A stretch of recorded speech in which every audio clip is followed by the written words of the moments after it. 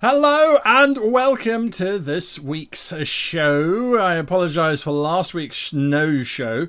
I was feeling under the weather, but anyway, we're all back on track and going at full speed tonight. Brian, how are you doing? Very good, very good.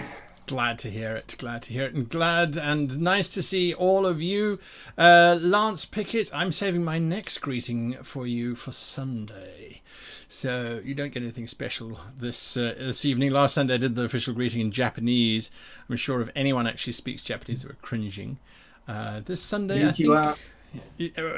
well, it's nighttime, so it's konbanwa. But yes. Oh, konbanwa. Yeah, konbanwa. Konbanwa, yeah. Anyway, yes, I will be doing... Let's do Zulu next week, because that's always a fun one to get your tongue around. Anyway, that's not why we're here. We're here to play some Dungeons and Dragons. And something that we have been thinking about... no, actually, I'm going to ask you at the end of the show. I'll ask you at the end of the show. You can just... suffer. Yes, I'm in an exceptionally good mood tonight. Hopefully Brian doesn't die, and maybe that's why I'll save whatever I'm going to say for the end. So you're going to have to stay and watch right through to the end. Let us recap very briefly what happened. Young Raj has been tasked by the Heroes Guild to head to the small town of Eula, where the Lady of Eulagard, Lady Eulagard as she is known, believes her husband to be having an affair. Raj has inveigled his way into the Lord's manor and has already made his presence known to the Lord in a rather dramatic way, I should say. If you recall last time, Raj walked in the middle of the Lord and Lady having a rather heated discussion. Anyway, it's Raj then went off to a riverside with his new best friend Infiltrating and a few others to go effectively hunting beavers, except that a beaver then tried to hunt them, a particularly grotesque mutant type of beaver, which they dispatched with suitable skill and lots of magic, I believe. And they have now decided to head back to the villa and to claim that they witnessed the other 3 servants who died at the hands of the giant beaver. The other 3 had snuck away, and Infiltrating and Raj decided to dutifully follow them 6 miles to the river, where of course then they found the tragedy unfolding. So that's the plan at the moment. Raj, what do you think is going on in terms of this villa? Have you got any theories yet, Sherlock Holmes, or not yet? I haven't decided if Raj knows this yet. Me as a player, I'm definitely thinking that there is some kind of were curse involved on the Lord. He's not having an affair. He's turning into some kind of were creature. That's the prominent thing on my mind. But Raj, well, nah, he might be smart. Yeah, he's slightly above average intelligence. Yeah, he's not too bad, eh? Yeah, it's his wisdom that's low, so he might be able to put those pieces together. That's it. It's an interesting question, actually. Now, I'm not going to jump into it, but when you're trying to solve a case like this as a Sherlock Holmes or a Hercule Poirot or someone along those lines, is it intelligence or is it wisdom that comes into play? Intelligence lets you see the clue. No, intelligence lets you work out how the clue got there. Wisdom would give you insight as to what that would then mean, perhaps. I'm not sure. It's an interesting one. We can talk about that later. Right now, though, we are going to sink into that wonderful, wonderful space around Eula with its flowing fields, a small forest in yonder distance, fields filled with sheep quietly grazing, terrified for the full moon because of the Eula moon, as it's called, and to the large estate where our Raj and Infiltrating have now returned to, and no one seems to pay them too much attention. They serve the Lord, and the Lord is away at the moment, so no one particularly minds what they're doing. And yes, so you get back. What do you do, Raj? Okay, I need to go around and see if the Lord is back. If I if any duties are still outstanding before he returns. Maybe Yes. check in with Mistress Tully or Tulai. As you approach Mistress Tulai, she looks at you and she says, "You have returned. I do not care from where. There is a package that has arrived for his lordship. It does not contain details, however, and since you are handling his lordship at the present moment in time, it is your responsibility. It is leaking in his study." Leaking? Yes, it arrived by wagon this morning from Pythios. All right. I will go examine it at once. You head to the study. Go into the study and take a look and see All right. what is coming out of this package. Instantly, as you walk into the study, your nostrils flare. There is the rank aroma of meat slowly starting to rot. You can see the crate is about 3 foot by 3 foot by 3 foot, and fairly well-constructed wooden crate. It does look as if it's got some kind of tarpaulin nailed on the inside of it, but there is a decided pool of light pink plasma that has been leaking out of the bottom of it. Like, okay. Looks like blood. It looks like blood that's separated out. So something that's drained very slowly, blood tends to separate out. Okay. Take a look inside the crate. The crate is quite well sealed, but it is designed to be opened. So after a few pulls and tugs on the lid, the top pops open. The smell gets even stronger. And there is a very large bag made out of an oilskin inside. You can see why there is fluid leaking. The corner of the bag has been torn, and that is where the strange blood-like fluid is seeping from. Do you open the Let's bag? take a look inside the bag. You open up the bag, and it is a collection of limbs.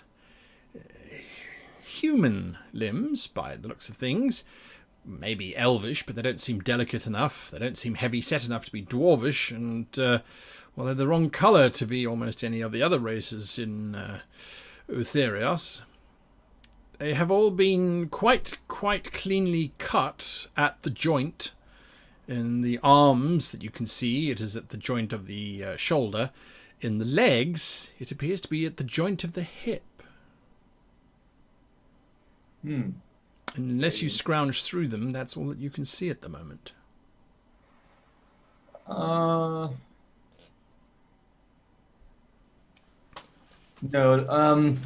For the moment, I'll just try and see if I can seal up the corner leak. Pretend like I'm doing something useful for the master. All right. There is sound without. It is a carriage thundering up the main drive. Intilio knocks on the door to the study. "He's back!" before he rushes out to go and greet his master. Okay, very good. Let me think. How can I?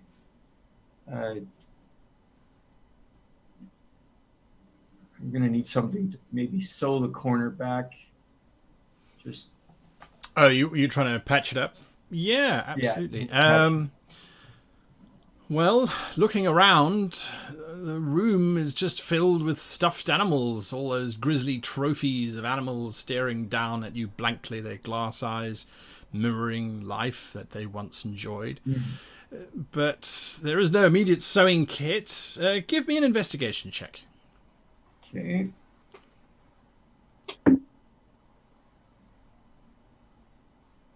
That would be a 7. A 7.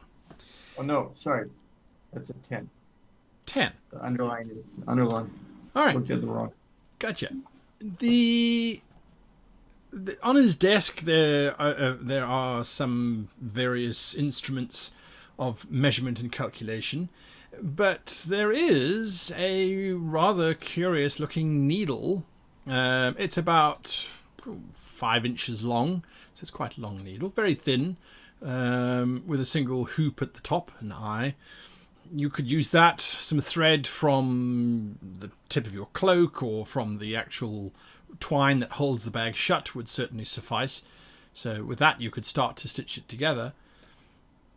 Okay. All right. Yeah. Underneath the bag, because you have to sort of manhandle it and tug on it and pull on it, you find a single rose petal.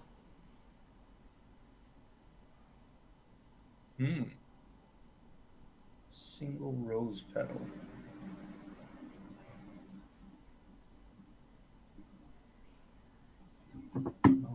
Okay, make a note of that and wait for his lordship to come in and report what I've been doing. All right. His lordship does indeed stride in. You hear him before he even arrives.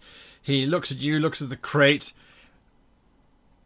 What are you doing? My apologies, my lord. I noticed a leak in the package, and I wanted to clean it up for you before you arrived, before it made a mess in your study. I see. Very good, then.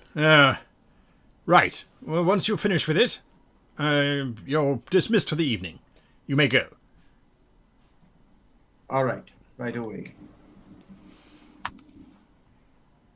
Okay.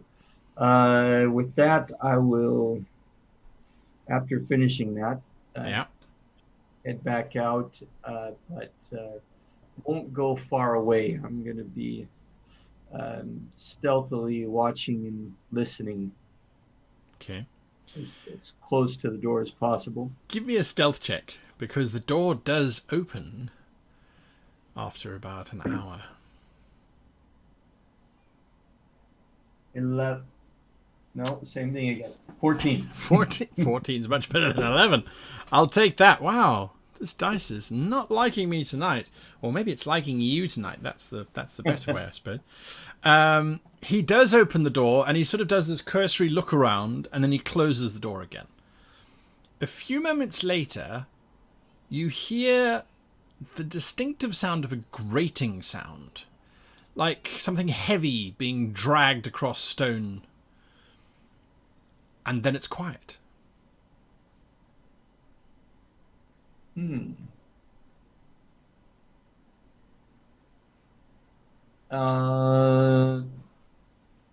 Listen just long enough to see if anyone's still moving around in the room.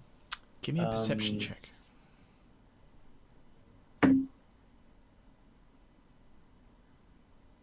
Wow, this is really liking the number 9 tonight.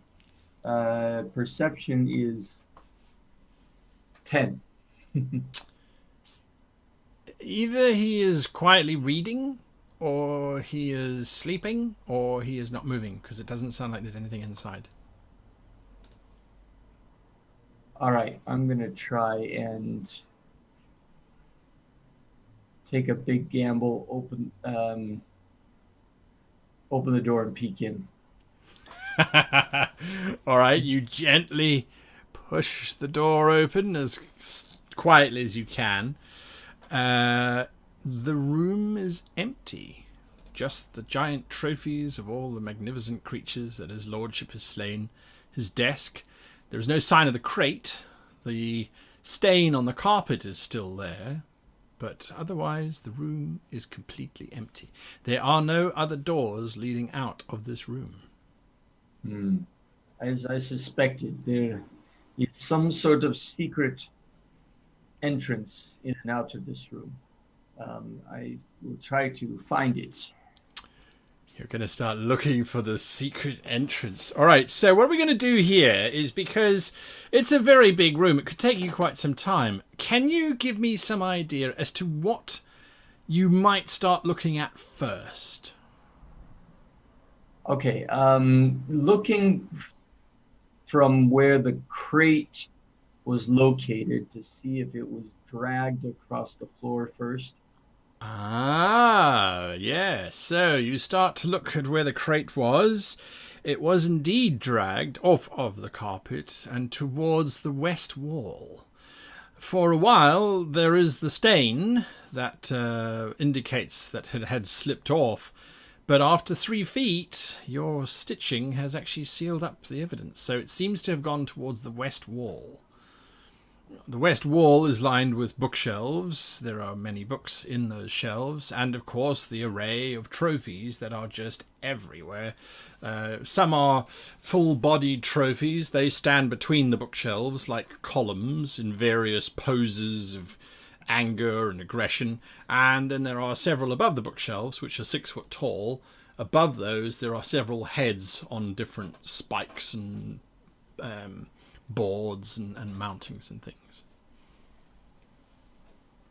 Okay, so we need to find some mechanism that opens up the door behind the bookcase.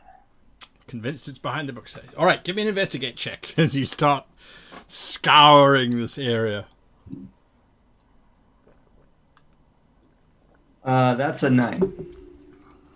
You look, and you no, look, sorry. My investigation is +2, 10.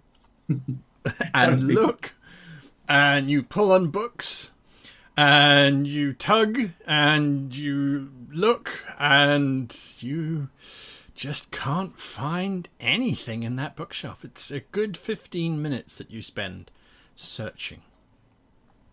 All right.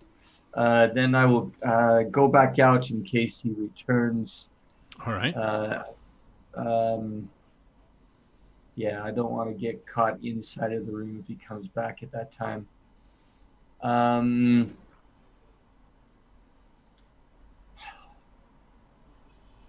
About what time is it? It's about 6:30 now in the evening. Okay. All right. Head down and maybe get some dinner, Right. and then come back and see what's happened. At dinner, Antilio sidles up to you. So, no one has asked about the other 3, and I haven't said anything. Did you say something? No, I have not said a thing. No one has asked me either. In fact, Mistress Tulai said that she did not want to know where we had been. So the issue never came up. I think they're just trying to make us sweat, so we'll confess to the crime. My lips will remain sealed. You can count on me. Don't worry. I won't say anything. They won't crack me. I am not a nut. Very good, very good. I am glad to hear that. All right. I have some ideas, but I'm a little bit hungry at the moment. I think I'll eat and then go back to my post outside of the Lord's door. I understand, yes, we shouldn't be seen sitting next to each other, perhaps. Too much of a conspiracy. I understand. He taps his nose and he sort of sidles over to another table somewhere and sits down. And as you watch him, he couldn't look more guilty if he tried. There's furtive glances. He sort of hunches over his bowl, barely acknowledging other people. But there is no other incident other than that. Mistress Thule doesn't seem to notice anything at all. After eating, I'm going to head out to the stables and ask Kinvar what he noticed on their journey, since he was smart enough to take the Lord on his trip. You find Kinvar, and he's eating from a bag of oats. He looks up at you. Oh, so you've come to heap praise upon me, have you? Yes, my Good. friend. You I've have done solved the whole magnificent. thing. I know everything. Yes, tell me, tell me. What did you see? Wait. Oh, yes, the Lord. Yes, well, right. Well, we rode out, as expected. He thought I was a magnificent species. And, well, to be perfectly honest with you, we went on a journey of about 6, maybe 7 miles. Whereupon we arrived at a small cave, I suppose you might call it that. And he dismounted, tied me to a bloody post, and then he went inside the cave.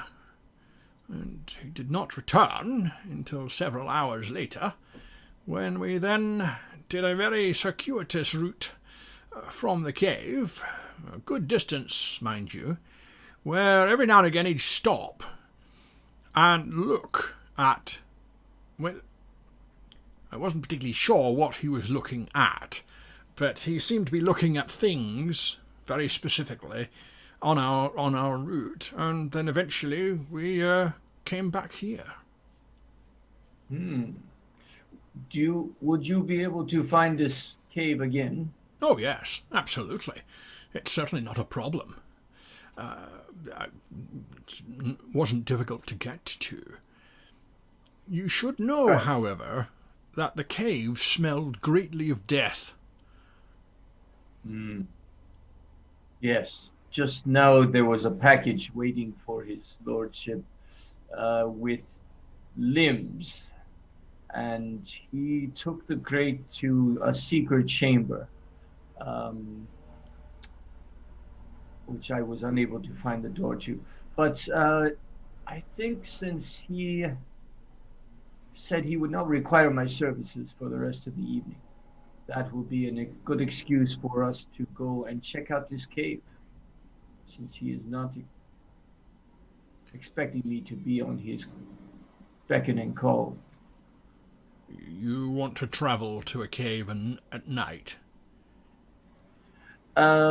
Yes, at night All it would right. be better to do this as quietly as possible. I won't say no. You want to leave now? Yes, if you are finished with your supper, we can go. Absolutely. You mount up onto Kinvar, and the two of you ride out. It is not in the same direction as the river, although you fathom that a few of these areas you have seen before on your route to the river, but where you sort of went more eastwards, or more westwards, I should say. No, more eastwards. He breaks away and starts going more westwards once he reaches, looks like he reaches the top of a hill and looks towards the river, and then looks away from the river. He heads away from the river. And it takes you a little bit of time, but eventually you do arrive at a not particularly large mountain at all. It's quite small, but there are caves in its side. Perhaps they once had inhabitants many, many hundreds of years ago that made use of them as shelter. Most of them are overgrown with foliage, except for the biggest one, which does seem to have rather a rank aroma to it. Definitely smells of old decaying flesh and the like. Yeah, but it's completely dark. You have night vision, of course, so it's not a problem, but that's what you're seeing. All right, let's go up to the entrance of this cave and see if there is any sounds coming from it. Give me a survival check, if you please, as you slowly... Are you dismounting from Kinvar, or are you staying on Kinvar? Yeah, dismount. All right. No need to tie him up. A 7. You're walking forward, looking cautiously. Kinvar follows, and his great big velvety nostrils are just absorbing all of the air around him and the scents that go with it. I must admit, I did not like this place when I got here last time. Now, I do not like it even more. The smell of blood is much stronger now. than it was this morning. So there has been fresh blood spilled. All right. I am going to sneak into the cave. If you can help me to keep a lookout from the outside. Yes, I can give you a signal, but I can't whistle. No. What kind of signal would you be able to give me? A neigh or? I could give you a neigh. I could Right. I could make a loud noise. I could break a tree. Oh, that would be very good. That would be very good. Right, good. I shall hide. All right. Wish me luck. What do I do if you don't come back? If I do not make it back, you are free, my friends. I hope you find another companion. I suppose there's no point in getting old Alexei. He probably wouldn't be able to fight his way out of a wet bag. If there was a way that he could communicate with you, I don't know if he can hear you, but that would not hurt. Yes. Oh yeah, there is that. I could just drag him here. He can't weigh very much. Yes, that is true. He is fairly obedient. Oh, I was just going to pick him up in my teeth. All right, well, I suppose you better get going. All right, so sneaking into the cave. All right. You make your way into the cave. I will bring up a cave system for you as we speak. I'm busy looking for it. The cave itself is particularly dark. It's not the right map. It's particularly dark, and it doesn't look to your eyes as if there's been much going on in this space. The dirt in the ground, not that you can see a lot of detail, but the dirt in the ground doesn't seem like it's been disturbed recently. Not that you're a very good tracker, but it doesn't feel as if anything has been in here for a while.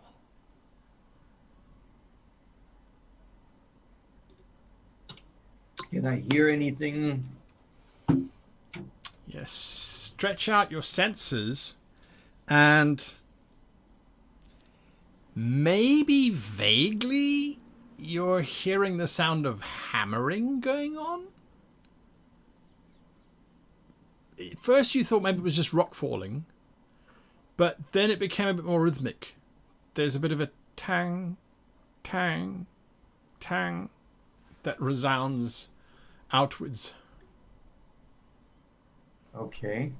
As sneakily as I can, try and move towards that sound. All right, I shall introduce you to the map as I now have it ready. I'm just going to add your token in there quickly as we will pop you there, and then I will share it up. So yeah, there's some bracken and ferns and things that are visible. Here we go, and let me just do that so it looks pretty. And that is what you're seeing at the moment. Not a huge amount of space around you. There is, as your dark vision is sort of getting used to the. There you go. Nope, wrong map. Oh god! Oh god! Oh god! It's all gone pear-shaped. Wrong game. There we go. There's your map. So yes, there is a. It looks like a collection of bones in the corner. Are those stairs in the far corner? As you approach, you realize that actually it's a bridge, a rope bridge. Fairly old, but a rope bridge nonetheless. Okay. We'll keep following that, looking for the hammering sound. Are you moving quietly, or are you just casually moving in? Moving as quietly as possible. All right, give me a stealth check as you get to that bridge.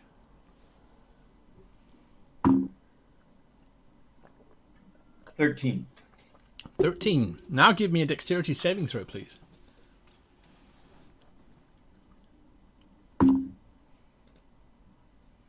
17. Excellent. As you approach the bridge, you realize that there is a very fine thread that runs between the stalactite or the stalagmite, whichever they are, I can never remember, and the bones. And if you had just continued forward, you would have stripped or snipped that line, causing the bones to clatter and make a sound. The bridge itself spans quite a large drop. When you look down, it seems to go on for seemingly forever, but you know that you have a limit to your vision. The bridge seems to be okay-ish. It is a bit old, though. Do you proceed? Yes, I'll try and go across it. You step onto the bridge. It creaks, it sags, but holds. On the other side, you have a chamber which there is the definite sound of dripping water, and just at the edge of your vision, you get a sense that there is a rocky pool of cool water, and then there is an exit to the left. There is also an ancient lever inset into the wall on your left. Sorry, to the right is that passageway. Okay. Looks like the lever is probably opening to a door. Before using the lever, go and just listen at the door and see if anything else is outstanding besides the hammering sound. As you get to the door, there is a definite sound. It's a bone breaking sound, crunching sound. It reminds you of the horror stories that your grandmother used to tell you of the tooth cat that would catch up young kittens from the Vashti town that were naughty, and it would eat them and grind their bones like a creature gnawing on things, and that sound is just very evocative of that tooth cat. Okay. Take a look at the chamber with the pool first. Just see if there's anything that I can see from the edge of the pool. You realize this is fairly self-contained, but there does seem to be a current within that pool, as if there is water moving underneath you, underneath the entire structure itself. Okay, probably where they're disposing of things. Okay. Does the door open without pulling the lever? You go over to the door. Mm-hmm. It looks as if it has a fairly simple lock on it. Doesn't seem to be connected to the lever at all. Okay. Is it locked? You try the handle, and yes, it does indeed appear to be locked. Hmm. Do you have some kind of dagger with you? You might be able to pick the lock. Doesn't look like it's a particularly good one.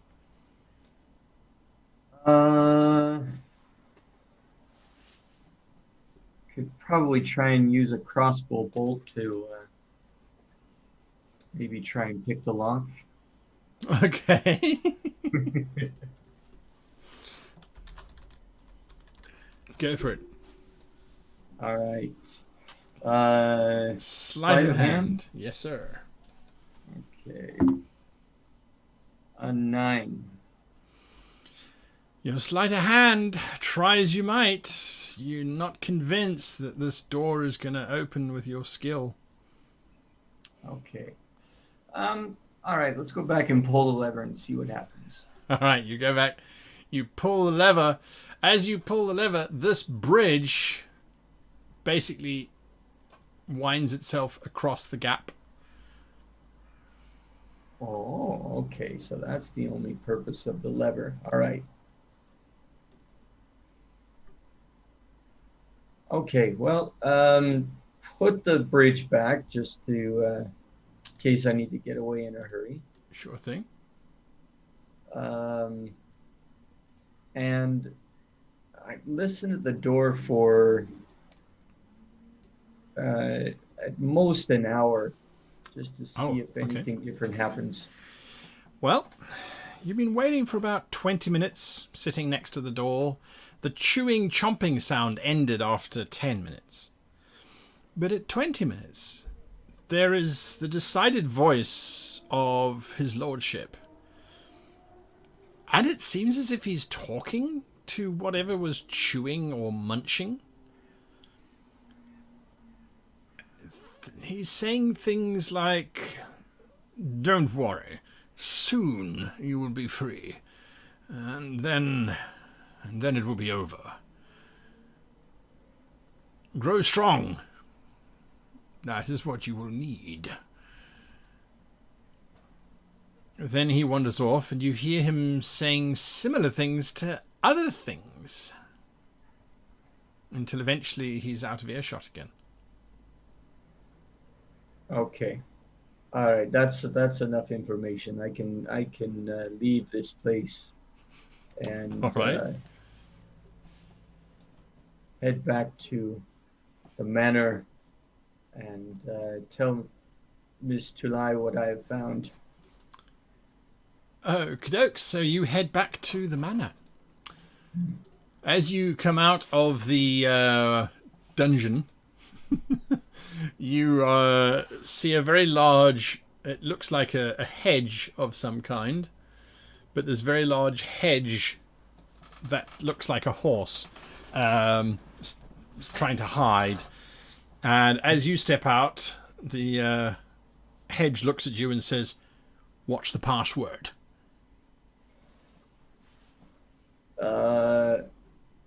Beautiful mares. Oh, well, I wish. That's suitable. What did you find out? I have found out what the Lord's quote unquote mistress is. It is he is feeding some kind of creature, making it strong, possibly more than one. But I have just been hired to find out if he is having an affair, and I know that he is not. So we are going to report this and move on to more pressing matters. I see. Well, I guess. Does it... Do you think... Will we be leaving straight away then? Yes. I think we should go back. We do not want to hang around here and be noticed. No, I mean once you've told Mistress Thule. I believe so. I believe our mission should be finished. I see. Right. Well, best we get back quickly then. He flies across the evening meadow, moving at a significant pace, as if he's in quite an urgent hurry to get back to the villa. You get back in good time, and Mistress Thule is still busy in the kitchens, making final preparations for tomorrow's meals. You approach her directly? Yes. Excuse me, madam, do you have time? I would like to report my findings to you. In that case, then, yes, I do have time. Into my Office, she says, and she pulls you aside into her chamber. All right. I you have hired me to find out that his lordship is having an affair, and I do not believe that is the case. Um, he is raising some type of creatures, which he is spending quite a lot of time with.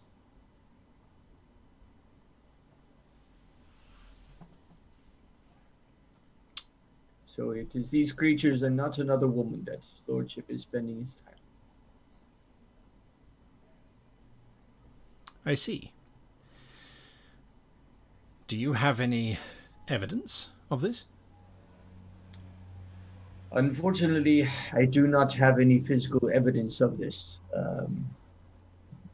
The crate that was delivered this afternoon was my first clue, which his lord has taken away to a location which he traveled with on my horse earlier today. I went to that location and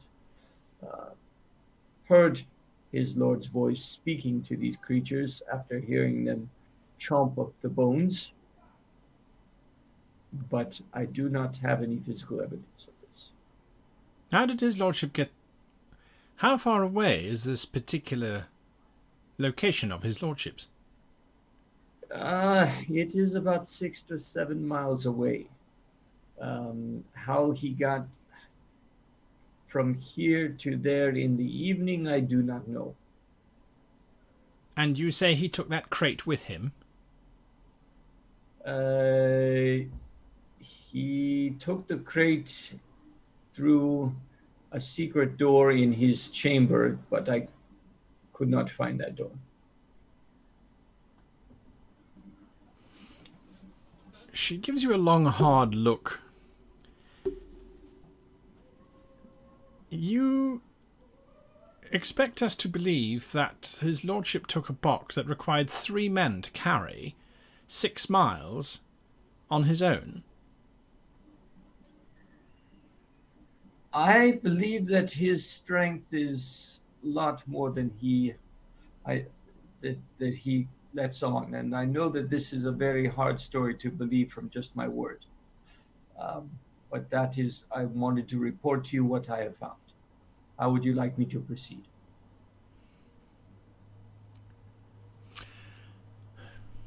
I will have to share this information with her ladyship.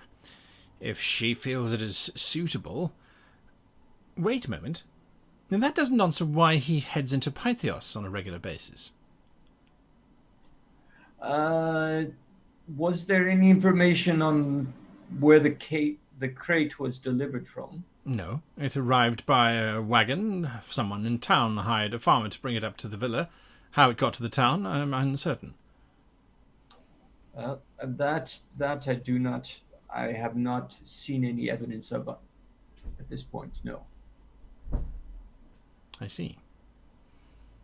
I shall present this information to her mistress and see what she says. She has gone to bed at present. I will give her the information in the morning, unless you wish to depart now, in which case then... Well, if you believe that this mission is not yet completed, then I shall not leave. I will finish my job before moving on. I suspect the mistress will want to know what it is exactly that he is doing in this cave of his, regardless of whether it's an affair or not. She has a passionate nature, and her husband does not quell the fires of that passion, and unfortunately I believe that she will want to know exactly what he is doing in there. She may very well decide to go to this cave herself, in which case then I would ask you to make a map that Antilia might keep, so that if she wants to go to this location, she can, and then she can investigate to her heart's content. Yes, and if need be, I can accompany her. That is not part of your original mandate, and I suppose we would have to renegotiate your contract. I'm not entirely sure how the Heroes Guild works on that. Hmm. I do not know myself. Maybe we would have to ask the local representative. Sounds awfully complicated. I will ask her mistress in the morning and instruct you further if that is suitable. Fair enough. Fair enough. She nods and then goes back to her business. Okay. So might as well get some rest for the night. Sure, yeah, you've been busy. The following morning, you are woken energetically by Entilio. Raj, you must wake up immediately. It was a Eula moon last night. Hmm. No, What it is happened? not last night. The Eula moon is only just two nights away. I do not understand. What happened? What are you talking about? Well, the Eula wolf attacked. It slew 3 or 4 sheep last night. That is why we thought it was the moon.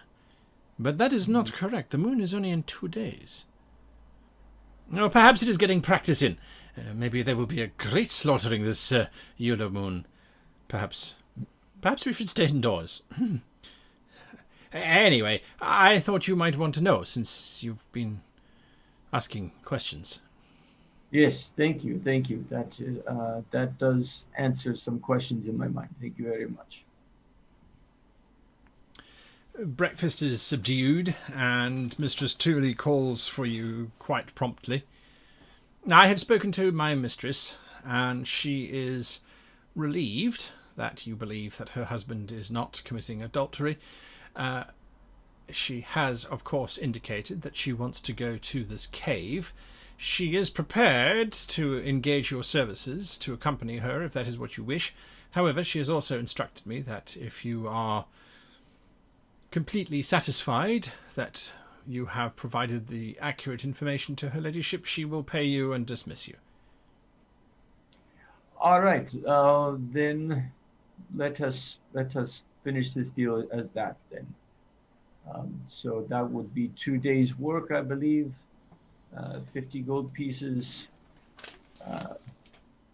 and also, and for the original contract price, I believe I collect that from the Adventurers Guild. That is correct, yes. I will sign your docket now to indicate that her mistress is happy that the case has been concluded satisfactorily. All right, wonderful. In which case, then, I thank you for your services, and I bid you good journey. Thank you very much. Yes. Okay. Where do you head? I take the completed contract to the Eula branch of the Adventurers Guild. Aha! Yes? And then let them know that this job is completed. I don't suppose you want to pick up the other job, he says, pointing at a nice large bounty that's just been posted up. The town's sick of losing sheep. They want someone to hunt this Eula wolf that's on the prowl. Came in this morning. It's a bit above your grade, though. It is listed for level 40s or below. No, actually, completing this has this upgraded me? Am I now a 48? Let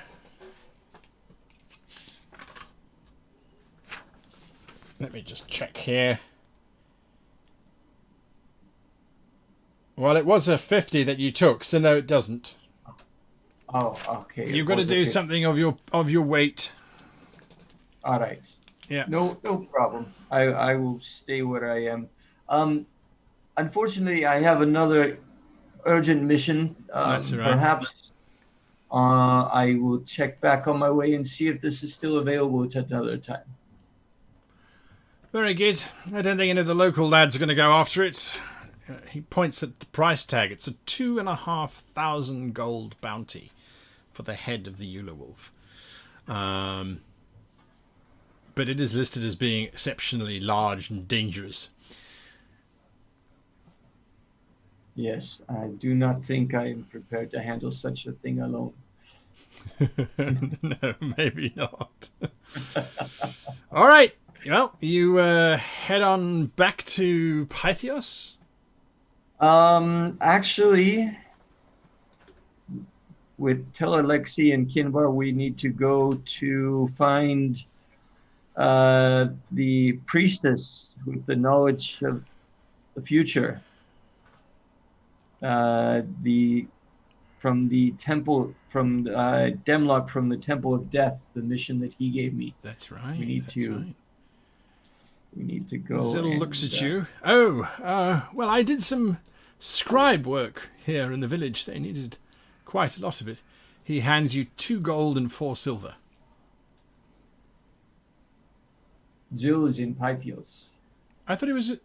Oh, my apologies. Sorry. I thought he was in Pythios. Then you said no. I've got. We're going to go up to Piketon. Sorry. All right. It's just Alexi's there. Yeah, that's right. That's right. That's right. That's right. That's right. That is correct. So yes, Alexi's super excited. He helped run the bar, but he raised 6 copper pieces. Keep that for yourself. Oh, thank you. You never know when you would need a little bit of spare coin. So, all right, we must travel to. And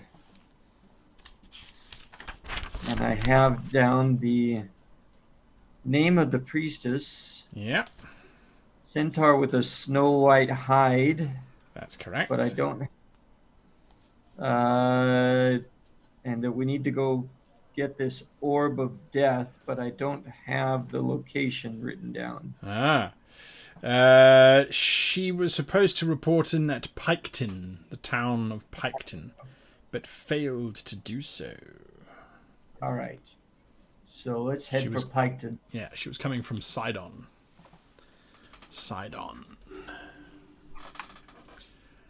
Well, there is a road that runs virtually straight and true from Eula all the way up to Piketon. And it's not particularly busy or crowded for that matter. If you push yourselves, you could possibly get there in about 12...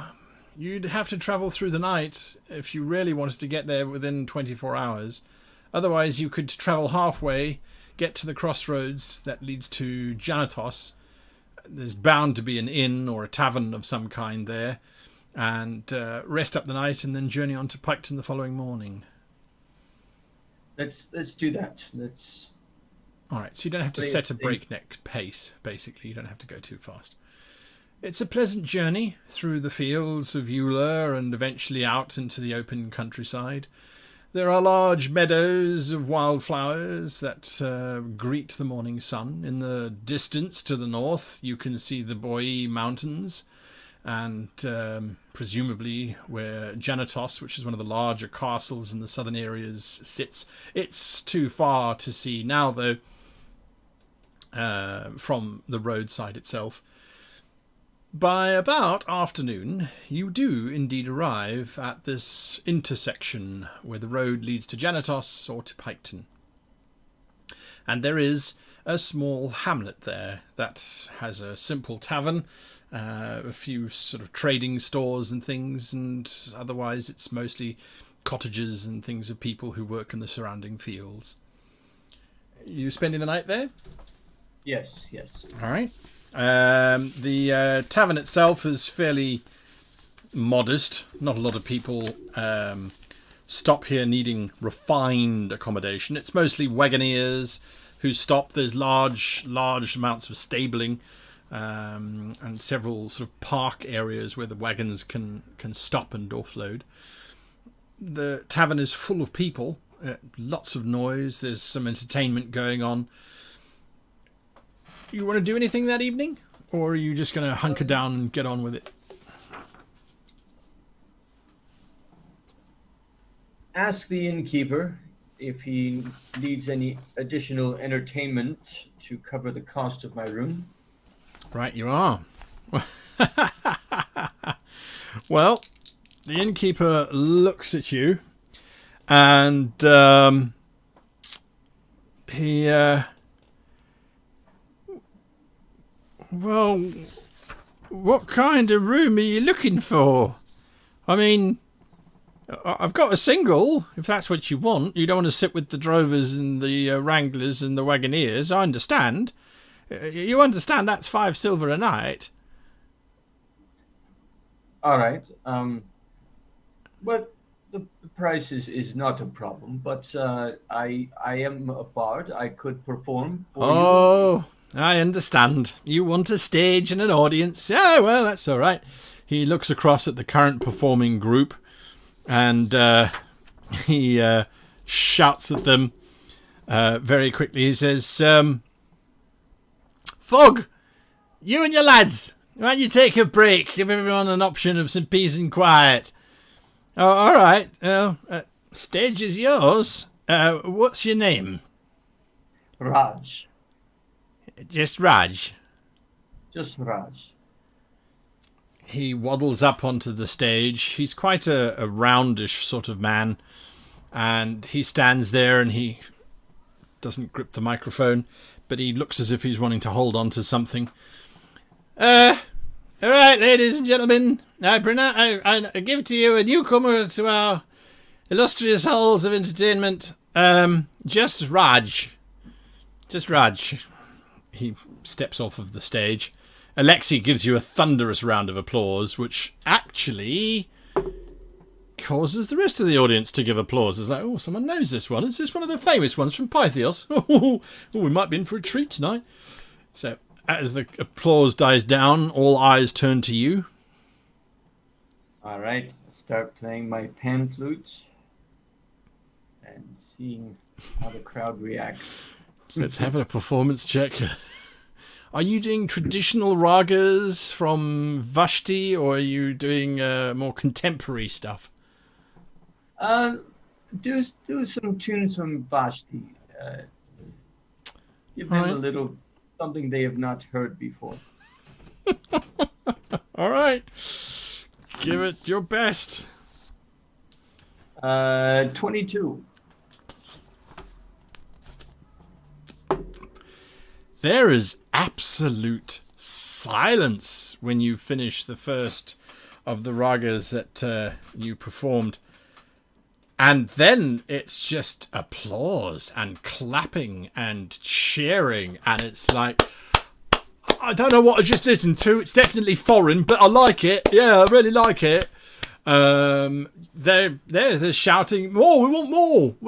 Give us another one. Give us another one. Go on. So this will continue. You don't have to roll again, but this will continue throughout the night as these wagoneers who... The most sophisticated type of music that they will get is probably a sea shanty from the dockyards of Pythios, or perhaps a farmer's dirge from Piketon. So what you performed was truly moving. Some of them are actually, there's one who's sitting there, he's kind of moved to tears. He's like, I could see the rolling hills, I really could. I felt like I was actually there. And I've never been there. I didn't even know where there bloody is. But I was there. And so, yes, that's the general consensus. You can play for an hour if you so choose. How long do you want to play for? 10 minutes, 20 minutes, an hour? An hour? 20 minutes is enough. All right. Well, at 20 minutes, you make 4 gold and 8 silver from tips. The barman quite literally is taking in all of these coppers and things in a hat. And once you finish singing, he pulls you over to the bar. I've exchanged it for gold because I don't really need the hard currency, and the coppers will do me fine for change. If you like, the rooms was on the house. You saved yourself 5 silver. Oh, and here's your gold too. All right. Thank you very much. Well, I hope you have a good night. You've certainly given us a lot to talk about. We were going to be talking about this for weeks. Very good, very good. I am glad to be of service.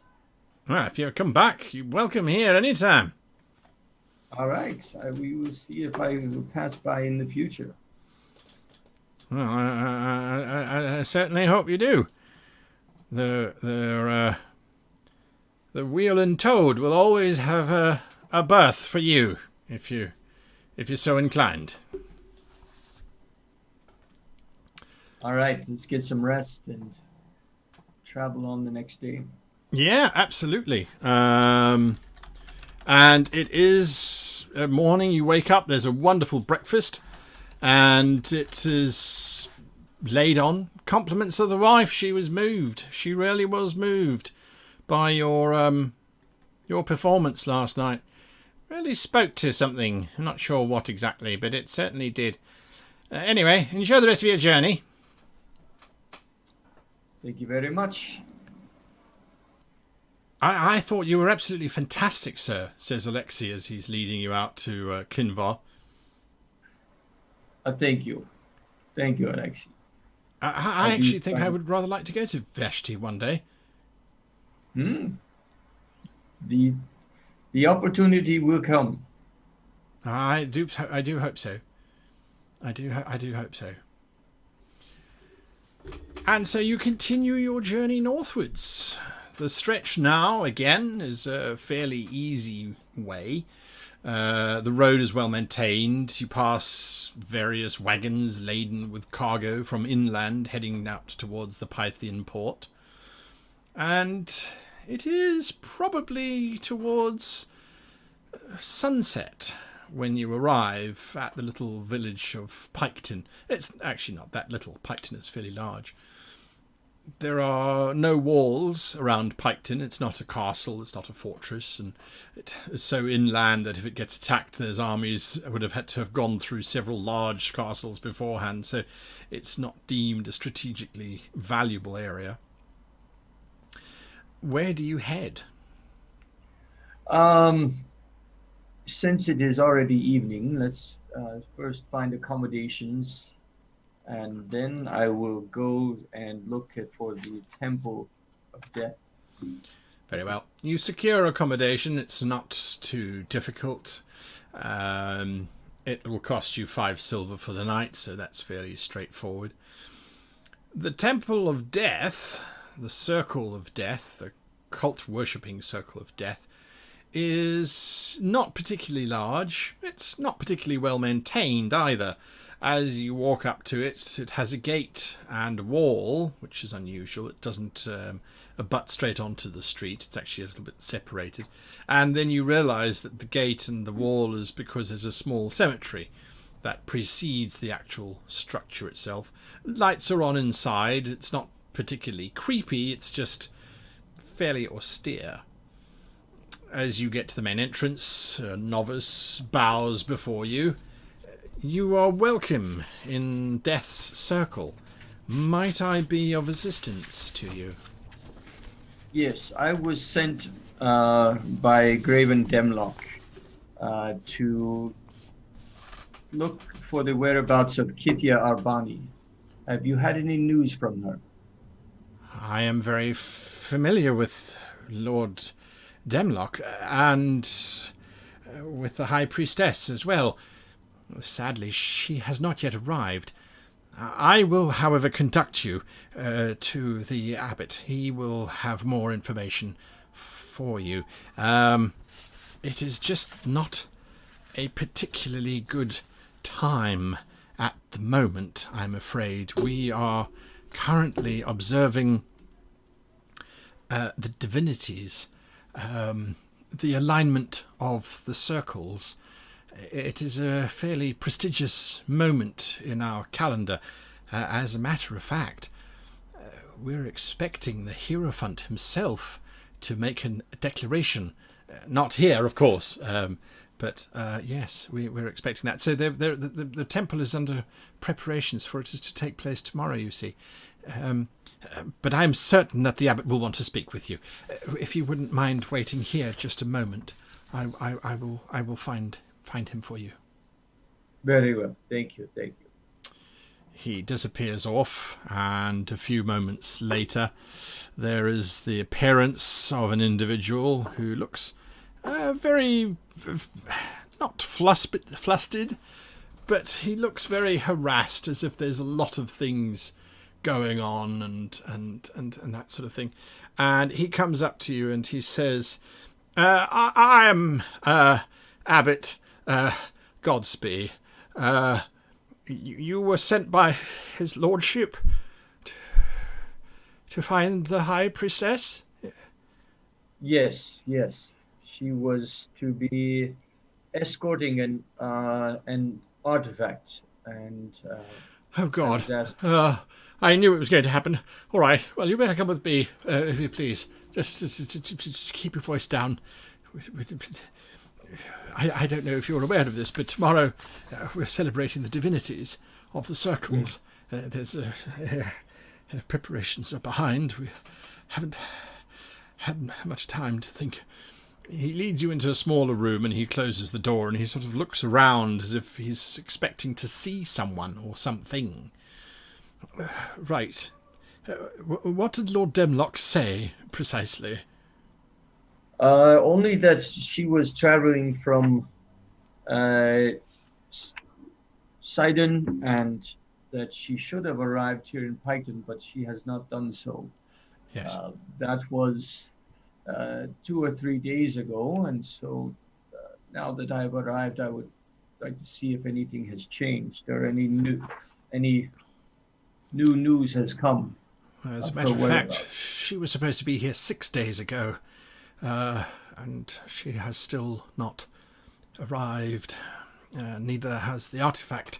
I have written a letter to my contemporary in Sidon, and I'm afraid the news is not good. She did leave Sidon, from what I gather, from what the abbot there tells me. She definitely departed, and the journey from here to Sidon should take no more than 3 days, if one is going slowly and taking in the sights of the Nicodamnus forest. But I have no idea why she would want to dither.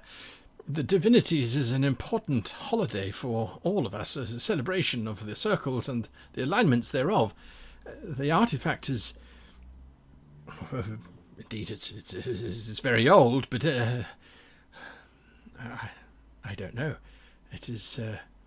it is what it is. Does his lordship suspect foul play? He did not tell me, but I'm curious.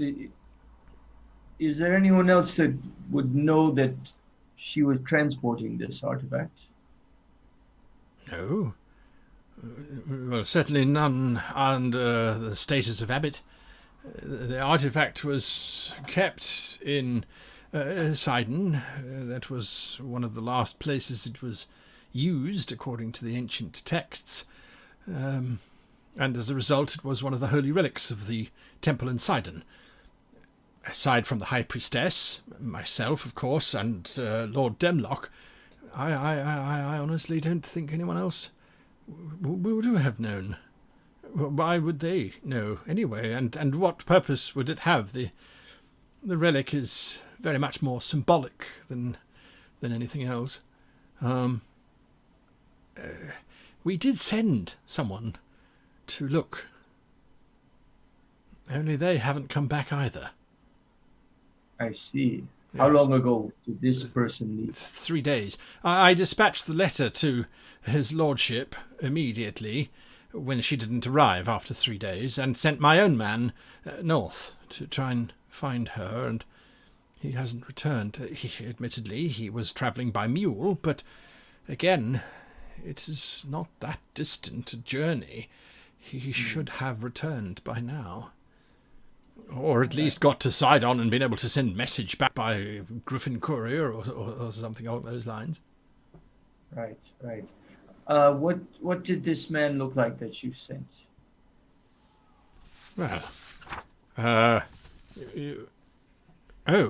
what did he look like? Well, he looked like any sort of monk. His name was Ulans, Venedi Ulans, as a matter of fact. He is a dean of this temple, not particularly high up, but in charge of a small group of scribes. Okay. Well then, I shall depart in the morning and follow the road and see what clues I can find. Thank you very much, good abbot. I wish you the best for your holiday on the morrow. Thank you. I would invite you to stay here, of course, in the temple, but with all of the preparations going on, I fear that it would not be much of a respite from your journeys, as there is quite a significant noise. No need. I do not wish to distract you. Right. Well, yes. Venedi can be recognized almost instantly. You were asking about his appearance. He has a rather hooked nose and a particularly large scar that runs from the top of his head round to the side of his jaw. It's quite pronounced. Other than that, he's, well, just between you and me, he is a half-elf. And, although he doesn't like to admit it, I know, but we each have our own burdens to bear in these worlds, and his is that, I suppose. All right. Thank you very much. I don't suspect Brother Venedi for a moment. He is one of the most loyal members of this circle, as a matter of fact. That's why I sent him. Very, very well. I hope to solve this very quickly. May the circles align such that you do. Okay, so go back to the inn. In the inn, just during dinner, Yes. see if anyone's talking about anything that's been happening on the road between Piketon and Sidon. Roll a d20 for me, because Piketon is a town, so there's a lot of taverns, but roll a d20 for me. What number did you get? 19. Ha! That's close enough. I got an 18. So, whilst you are there, give me a gather information check. Okay. Gather information. Investigation? Oh, is that not a skill in 5th edition? No. Well, investigation then, damn it. I'm sure it comes from 5th. It must be whatever. Whatever. No. That didn't help me much. I got a 1. A 1. Yeah, you're between you and me, we're a useless pair. So yes, your investigation didn't really reveal very much. It's just general chatter. The roads have been quite busy. The only shred of information that you get is that a lot of people feel that the pillars of Nicodamnos, which is the name of the large forest that the road runs through for the majority of its length, some people are saying it's a lot darker than when I remember it. The trees seem closer together. Maybe it's just me, maybe I'm getting old, but that's... seems darker, that's all. Troubling times, I'm sure. But that's about as much as you get in terms of anything that remotely resembles scandalous talk. The rest of it's just talking about greasing axles and animals struggling and that sort of thing. Okay. All right. So after spending the night, if nothing unusual happens, Nope. just get find a store to get find some provisions in case we're on the road and know where to spend the night and over the next few days. So buy about 3 days of rations for me and Alexi, and then also food for some oats for Kinvar just to be safe. That will make him happy. Yeah. Okay, not a problem whatsoever. You can pick those up at the prices listed in the PHB. It's a town, so there's no sort of major change. You don't get a sense that these particular general stores do much haggling. They've got little prices scratched onto the boards in front of each of the goods. Okay, I'll calculate that later. Yeah, absolutely. So you head out. Yes, taking not too fast of a pace. We want to be looking around as we travel, trying to look for any signs of anything that seems out of the ordinary. Okay. As you make your way out of town, you are watching, looking for signs out of the ordinary. It could be your imagination, but it feels like there are 4 individuals following you. They left town at about the same time. Why they stand out is because they're not in a wagon that's overloaded with goods and items. They are just riding 4 fairly ordinary looking horses. And they're keeping their distance. They, with you and Alexi on his little horse, they should be able to catch up quite easily, but they don't.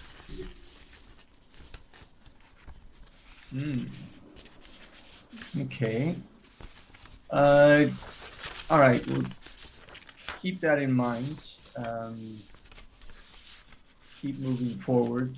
Okay. Wait till if nothing happens until it starts to get dark before making a camp and seeing if these people are still following. They are indeed still following. When you make a camp, there are areas just off of the roadsides that people do camp at. There are, like I said, lots of wagoneers. What you are seeing is that every mile or so, 5 or 6 of the wagoneers have got together and formed a little circle of wagons. And the campfires are going here and there. You can hear music being played as individuals settle down for the night. Okay. Yeah, then look, see if we can join one of the circle of wagons to have safety in numbers for the night. Oh, sure. Absolutely. How do you present yourself?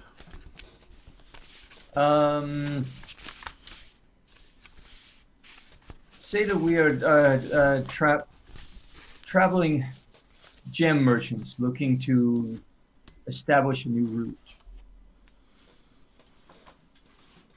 The first group looks at you. Oh, gem merchants, you say. Hi, well, sit down. You're welcome at our campfire. It's a big horse you got for a gem merchant. Yes. This trusty companion found me. I did not find him. And he has been very helpful in my travels. Bet you could carry a few gems, all right. You're wise to join one of the convoys, of course. There are characters about. They've been up and down past couple of days, asking all kinds of questions. Aren't they, lads? And you get a chorus of grunts and groans as little cook fires are set up and pots are put on with rations boiling and bubbling away. I see. What kind of questions have they been asking? Only if... well, I heard the one. He was asking a loner who come through. You know, one of them hero guild types. He was asking that Aero Guild if he'd seen the something about a priestess or something. I don't rightly recall. Anyway, they had words, and then they headed off with him. I see. Interesting. Thank you for that information. Okay. If nothing else. No, they'll happily let you settle in with them for the night. Do they take watches during the night? Aye. Holt, it's his turn tonight. This large lad goes, "Oh, it's always my turn, all right." He'll sit on one of the wagon tops and he'll keep a watch out. You don't need to worry, though. Bandits don't attack these convoys. They know the bounty on their heads is not worth the trouble. And, well, there's... you're too far away from Eula to be worried about by that Eula wolf. The moon's still not right yet. It's tomorrow night, isn't it? Okay. All right. Very good. Very good. If you're nervous, though, you can sleep by the main fire. Yes, I would appreciate that. Okay. The night has passed. There's plenty of chatting and yakking going along. Not a huge amount of information being passed other than the state of the nation and what they believe in the Utherian leadership at the moment, and how things have gotten worse since there was this adoption of this policy or that policy. It's all just usual chatter that goes on quite into the night. Are you going to stay awake for it all, or try and get some shut-eye? Try and get some rest. We want to be awake and alert during the daytime for our road trip. All right. Would you please give me a perception check with disadvantage? Ooh.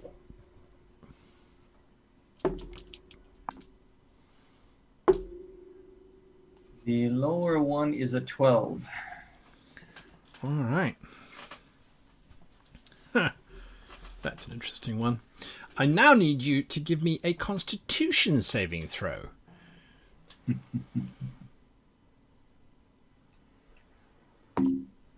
17. Bugger. All right. Well, as you are deep in slumber, there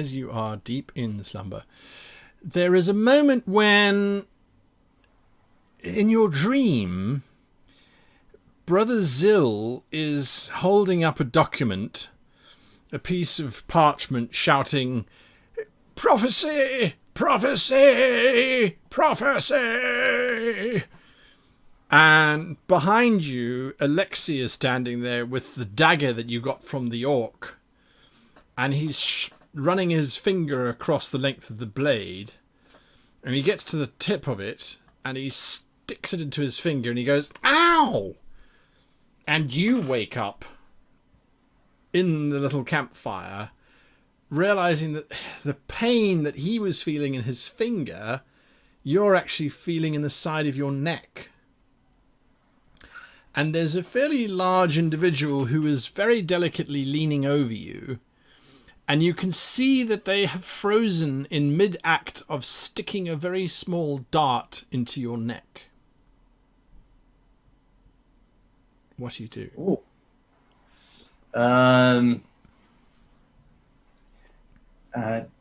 Quickly, I try to get out of the way and pull out my blade. All right, that's going to require initiative, if you please. But that we're going to do next week, because we've only got a few minutes left until the end of our time, and there's no point in doing it now. There is no point in doing it now, because it's only going to hurt more. So that's where we end tonight's session. There we go. Right. Well done for at least bringing the mystery of Eulagard to kind of a conclusion, and then staying focused and on track. So, what did you like about tonight's session, Brian? Since we've got a little bit of time, was there something that you quite enjoyed? Was it a bit slow? What did you like? Did you like anything? Well, no. Even though I wasn't able to get a lot done, but just the fact that we were able to resolve the mission and move back to the more pressing one, which I think is more related to the overall story, but make a little money in the meantime. Yes.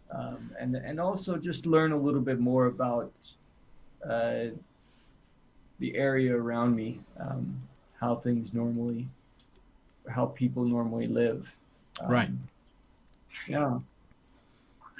Well, there we go. That's super cool. I'm busy just making my notes, which are now done. So there you are. I noticed people in chat were saying there's lots of shuffling going on. Yes, I'm using my templates, which my Patreons get. So there's generic tavern with the names of tavern keepers and tavern costs and the name generator. I've got a temple one as well. But he was going through all. He's like, I go to the temple, I go to the tavern. It's like, I go to a store. It's like, wait, I've got too many different tables to roll.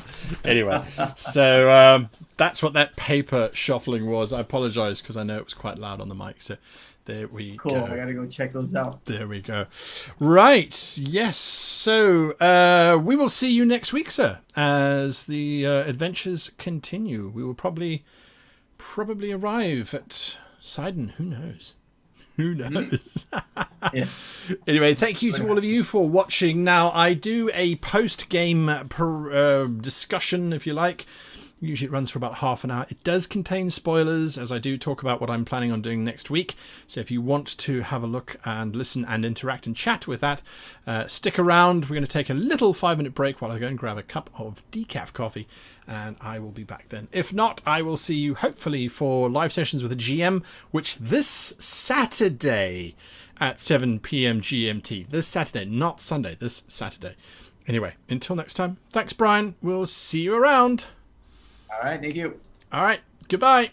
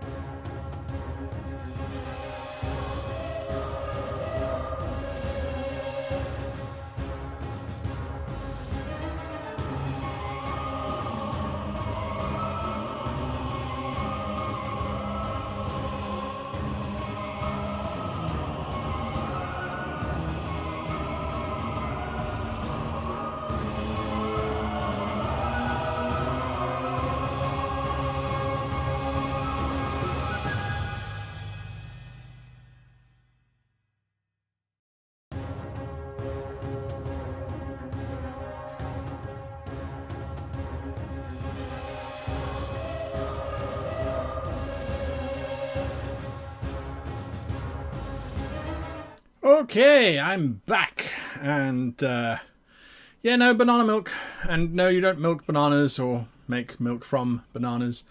The only thing that you do make from bananas, this is an interesting one. Any of you lepidopterists out there? A lepidopterist, by the way, is somebody who studies butterflies, collects butterflies, as a lepidopterist.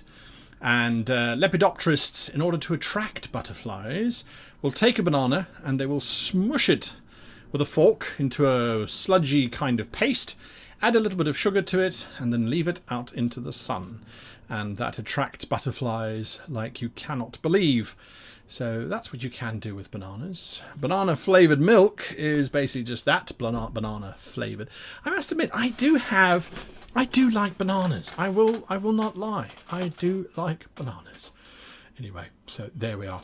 Right, so that was the session today. Did not go the way I was expecting it to. And Brian changed his tactic, which I didn't think was bad. I didn't think it was bad. But it was a turnaround, which I kind of go, well, this is it, right? This is why I advocate that you never, ever plan beyond the 5 steps for an adventure.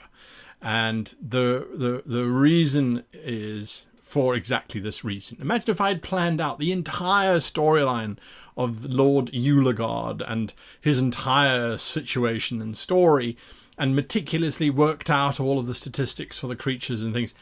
And then he leaves. It's like, okay, all right, fine. Yes, technically you have proven that the Lord is not necessarily going into town to sleep with the woman. Did anyone, I ask you this, I put it to you. Why was there a rose petal in the crate? Why was there a rose petal in the crate?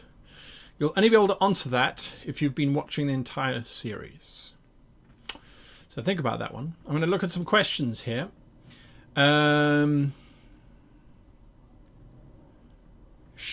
Tiger says, could I ask Brian if it's possible to position his camera a bit differently? I like how you're positioned, roughly looking into his direction. Brian doing the same would be really nice, if possible, with his setup at all. Sheena, if I remember, I will ask him next week. I'm actually, my camera is normally dead on, but because I've got so many screens, because I'm looking at him on Zoom, I'm looking that way. So I think he's just using his actually inbuilt one. So anyway, it's a good idea. It's a good suggestion. The petal was from the woman in the brothel. Aha, says Josu Ramirez. The petal was from the woman in the brothel because the brothel was called the Rose and Thorn. Someone is paying attention. It was her body, wasn't it? We don't know. Raj didn't go digging. But I will tell you this. There were more arms and legs than is normally associated with a single human. And there was another clue about those arms and legs. There's another clue about those arms and legs that I was quite specific on. What was the other clue about the arms and legs? Think about that one. So there we are. There was a much deeper mystery at play here, obviously, than at first met the eye. And the rose is just the beginning. Anyway, now let's see. Captain Price says, what's the telepathy range of Kinvar? Within eyesight is also an answer. May I recommend the Find Steed spell if you'd like rules for Kinvar? Nah, Kinvar's line of sight. It's not even line of sight. It's probably about 30 feet. How far could you hear someone normally talking? So we could certainly go that way. Captain Price says, I didn't want to say it was from the brothel because it feels like there are holes in the story. Oh, really? Does it now? Interesting. Maybe there are holes. But, as a video coming out on Friday will show you, there are no such things as holes, only opportunities. Anyway, Right. So, today's session, he wrapped up the story and he delivered the news to Mistress Tooley. I didn't have her press. I didn't have the mistress of the manor say, no, he must come with me now to the cave. I want proof before I sign off.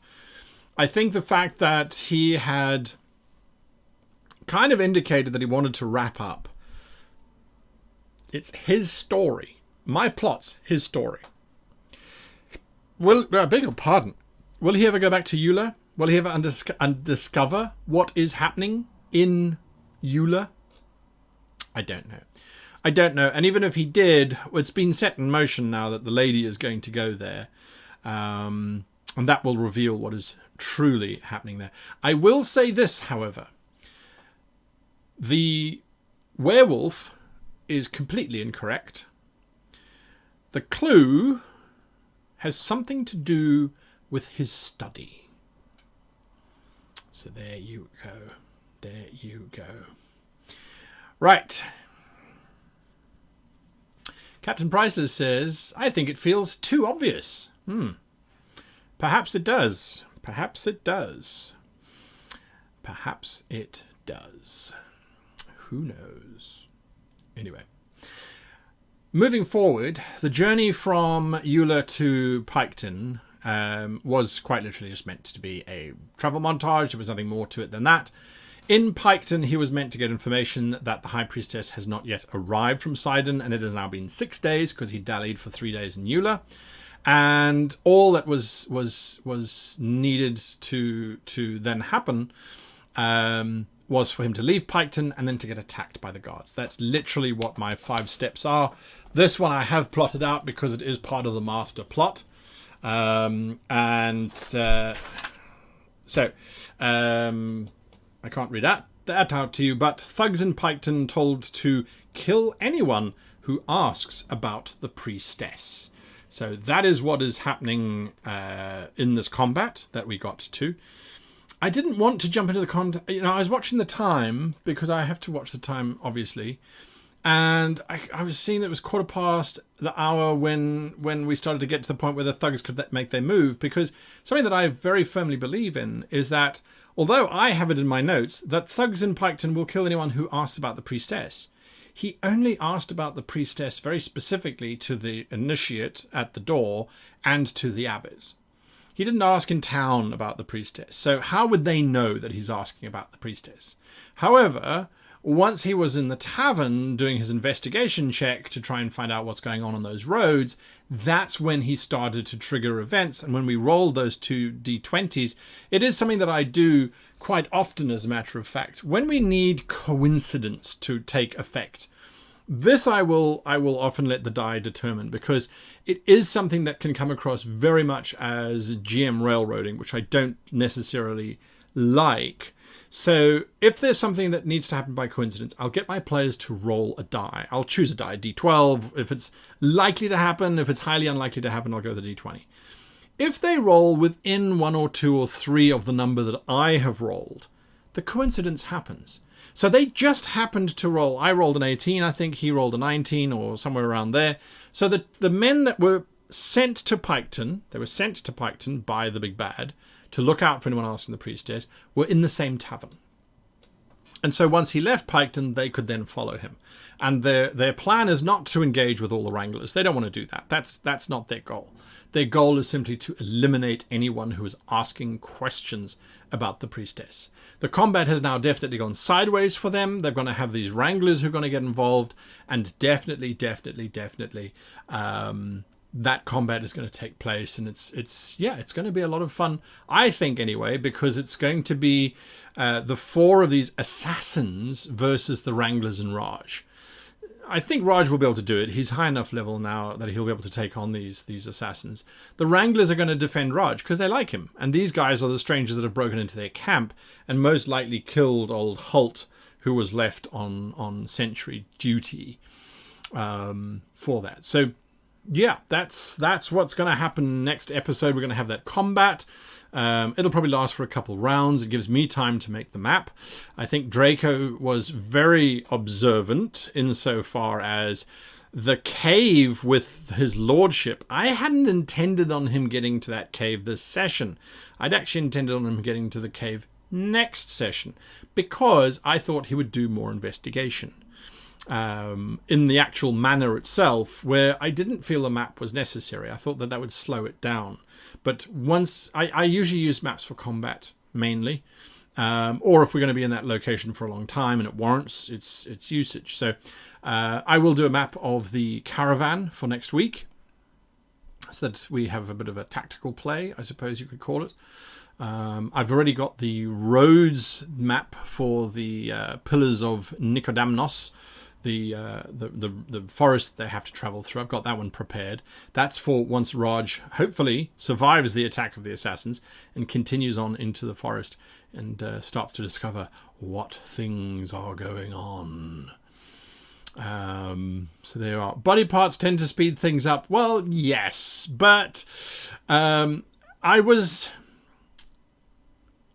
trying, I must admit, I was trying to get him back into the mystery with Mistress Thule prompting him those questions.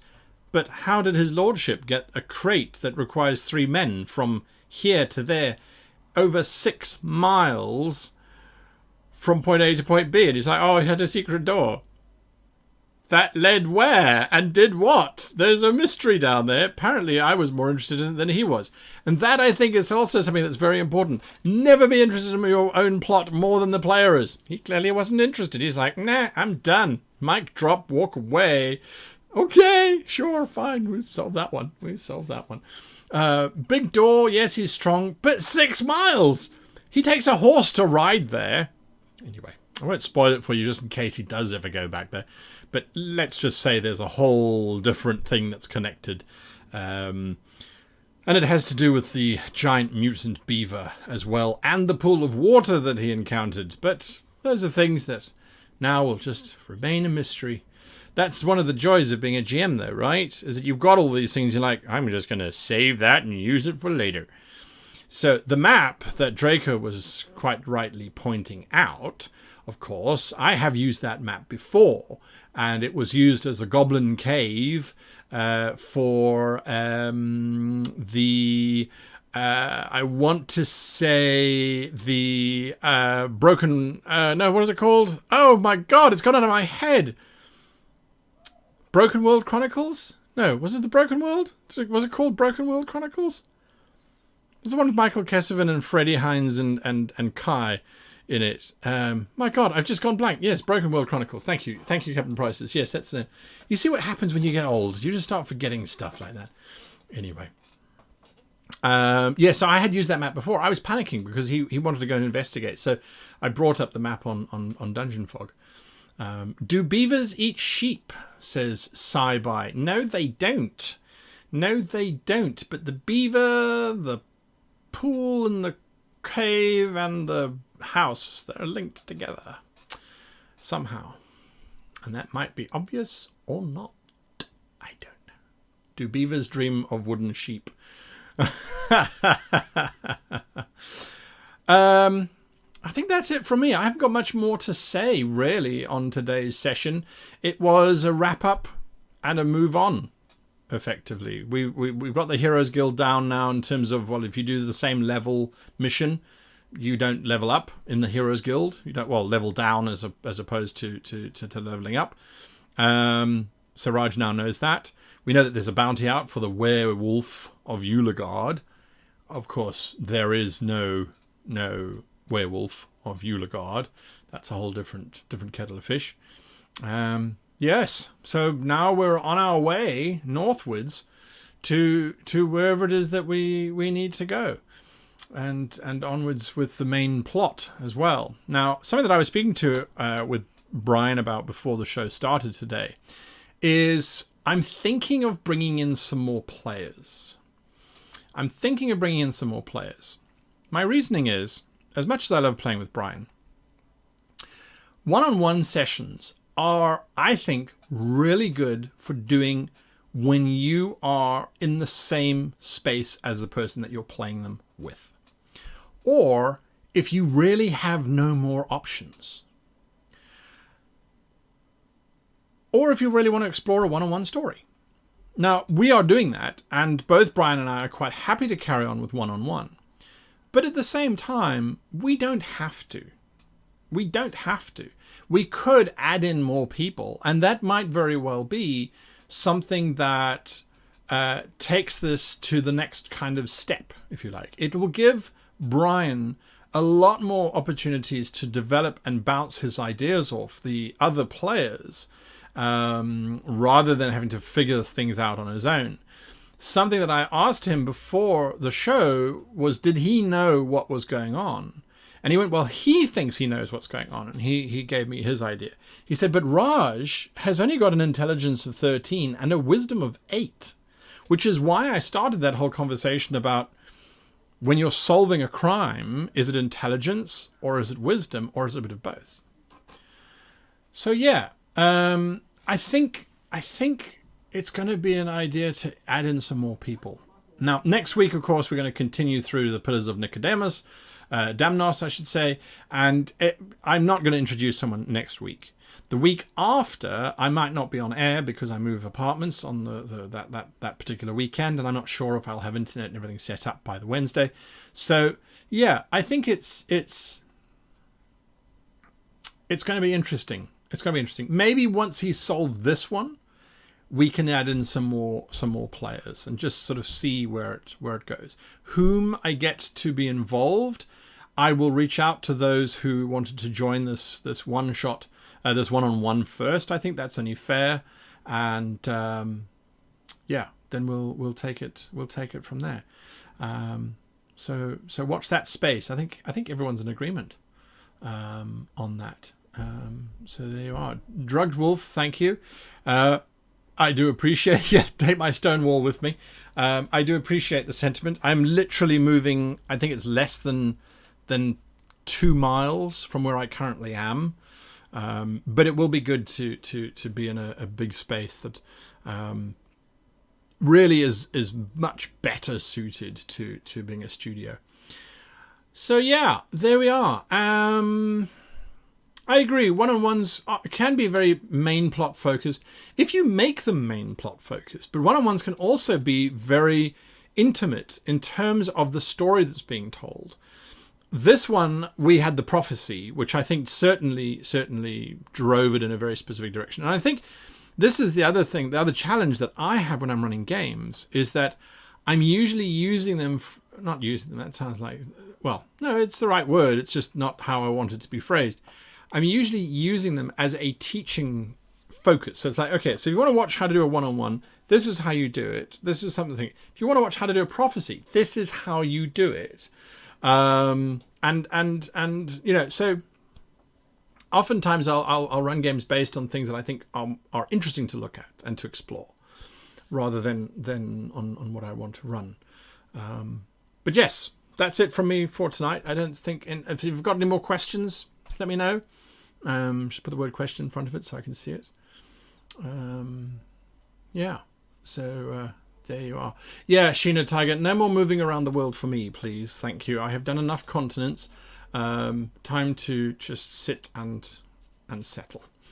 Am I excited to move, Thanos? My boxes have been packed for a week and I've still got 10 days and 10 days and 18 hours until my move. 18 hours and 9 minutes, as a matter of fact. 10 days, 18 hours, and 10 days, 18 hours and 9 minutes until I move. So I'm a little bit excited. Just a little bit. So there you are. Is it hot? It is hot. It is hot. It's not hot outside, but because this is a green screen behind me, this is a great big green screen, it acts as a wall. And I sit right, because of the size of the room, I sit right next to my computer, which is just bellowing out hot air. And so, yes, it is quite warm. It's supposed to be 37 degrees Celsius in London on Friday. I don't think that's going to work, but anyway. Where am I now, says Drug Dwarf? Not in Tokyo, not in South Africa. No, now I'm in London. I am in London.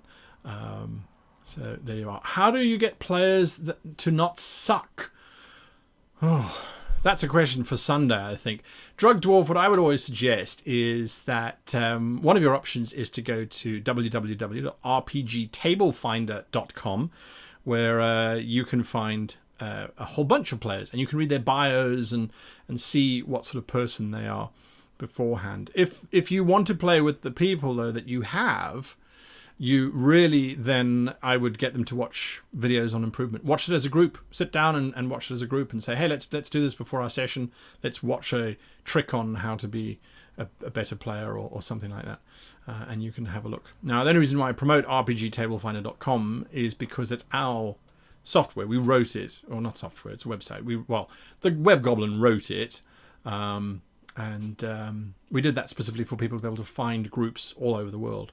What's interesting, or what is definitely indicative of the times, is that on average we get about 50 new tables created every day.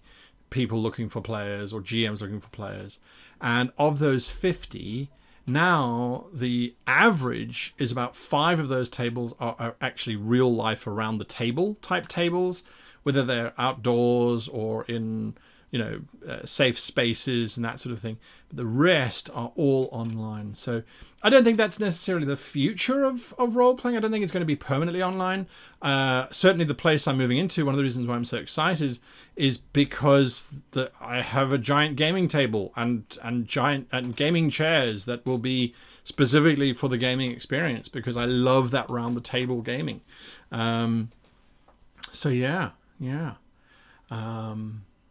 So that is something to bear in mind.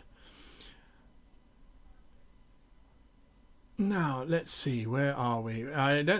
Question. A GM in-game... Oh, wait. A GM in-game. I'm player. It literally just walked out this week when we tried Move Story. Would you... A GM... Oh, a GM in the game I'm player at, right. Literally walked out this week when...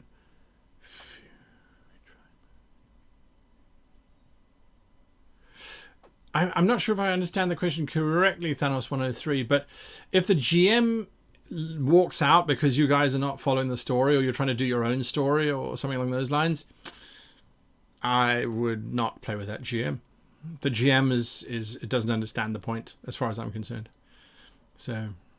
yeah, I wouldn't. I'd find others. There's definitely going to be others out there.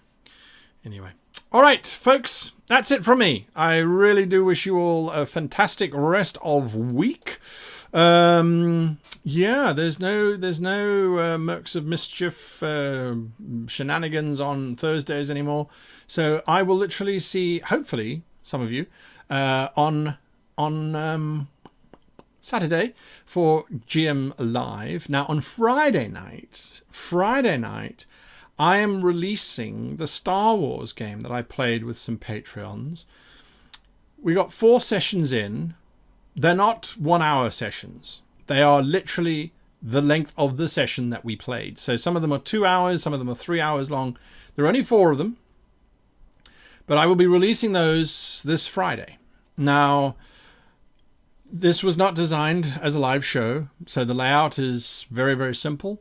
We weren't putting on anything. There was no remember the camera. This was literally just us having fun. And I think we had fun. So those are going to be dropping out on Friday.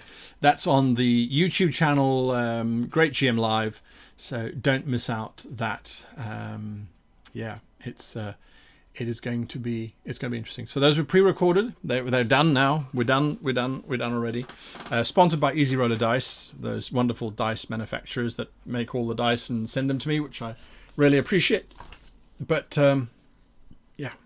anyway, you all have a great evening, great day, great afternoon, whatever you happen to have in your particular part of the world.